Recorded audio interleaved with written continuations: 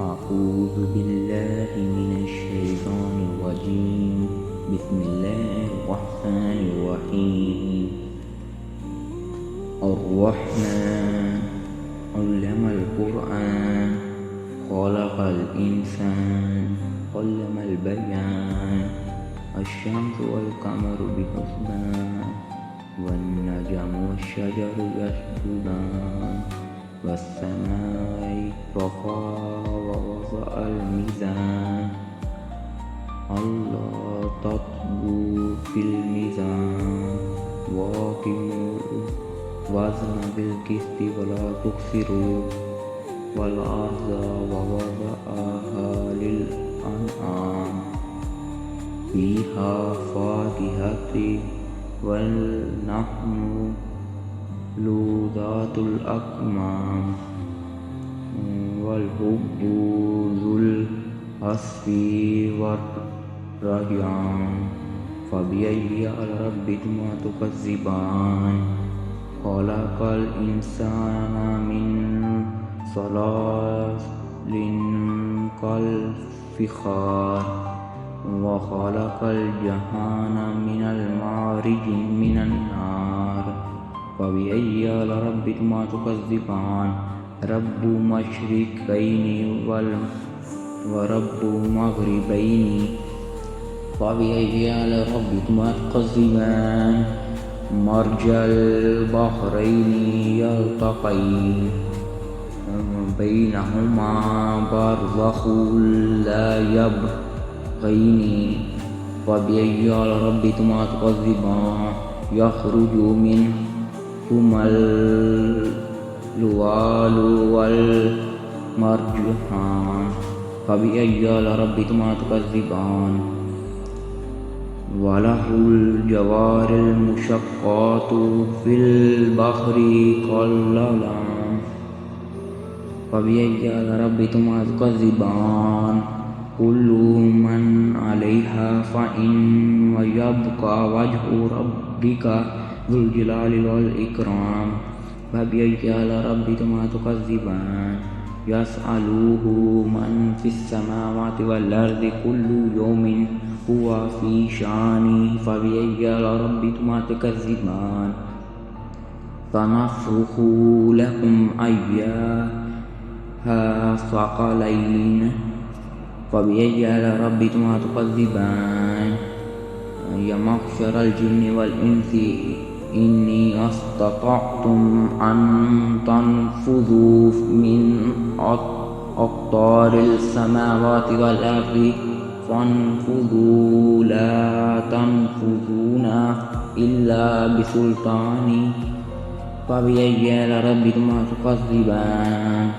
يرسل عليكما شواظ من النار ونحاس فلا تنتصران.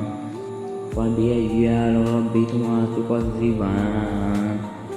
وإذا انشقت السماء فكانت ضجاجا كالدهان. فبأي آلاء ربكما تكذبان؟ ويومئذ لا يسأل عن ذنبه إنس ولا جان. فبأي آلاء ربكما تكذبان؟ يعرف المجرمون بسمعهم ويؤخذ بالنواصي والأقدام.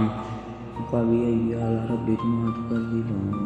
هذه جهنم التي يكذب بهذا المجرمون يطوفون بينهما وبين حميم آنٍ. فبأي آلاء ربكما تكذبان؟ ولمن خاف مقام ربي جنات. فبأي آلاء ربكما تكذبان؟ ذات أفنان فبأي آلاء ربكما تكذبان؟ فيهما عينان تجرين فبأي آلاء ربكما تكذبان فيهما من كل فاكهة زوجين فبأي آلاء ربكما تكذبان متكئين على فراش بطونها من استبرق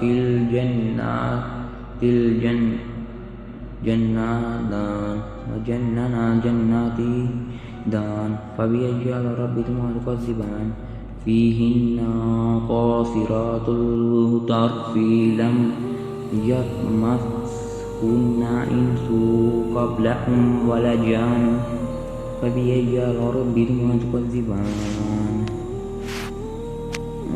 كأنهن ياقوت والمرجان فبأي آلاء ربكما تكذبان هل جزاء الإحسان إلا إحسان فبأي آلاء ربكما تكذبان ومن دونها جنات فبأي آلاء ربكما تكذبان مدهامة فبأي آلاء ربكما تكذبان فيهما عينان نضاختين فبأي آلاء ربكما تكذبان فيهما فاكهة ونخل ورمان فبأي آلاء ربكما تكذبان فيهن خيرات حسان فبأي آلاء ربكما تكذبان حور مقصورة في خيام فبأي آلاء ربكما تكذبان لم يطمثهن إنس قبلهم ولا جان فبأي آلاء ربكما تكذبان متكئين على رفرف خضر وعبقري حسان فبأي آلاء ربكما تكذبان تبارك اسمك رب ذو الجلال والإكرام.